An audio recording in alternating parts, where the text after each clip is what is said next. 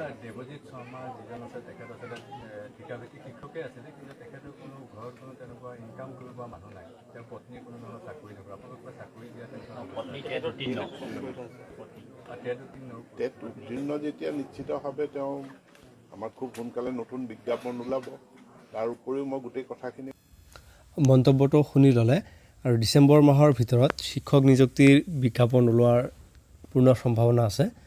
যিহেতু মুখ্যমন্ত্ৰী মহোদয়ে ইতিমধ্যে জনাইছে যে ডিচেম্বৰ মাহৰ ভিতৰতে 10,000 নতুনকৈ বিজ্ঞাপন প্ৰকাশ পাব। হয়তো এই 10,000 বিজ্ঞাপনৰ ভিতৰত শিক্ষক নিযুক্তিৰ বিজ্ঞাপনটো থাকিব।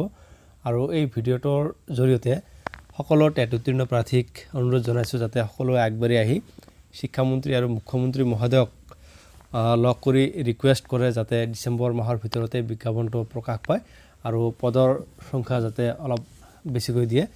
আৰু এই ভিডিঅ'টো সকলোৱে বেছিকৈ শ্বেয়াৰ কৰিব যাতে সকলো টেট উত্তীৰ্ণ প্ৰাৰ্থীয়ে গম পায়। আৰু যদিহে চেনেলটো ছাবস্ক্ৰাইব কৰা নাই, প্লিজ চেনেলটো ছাবস্ক্ৰাইব কৰি বেল আইকনটো অন কৰি ল'ব। Thank you very much for ৱাচিং। Thank U.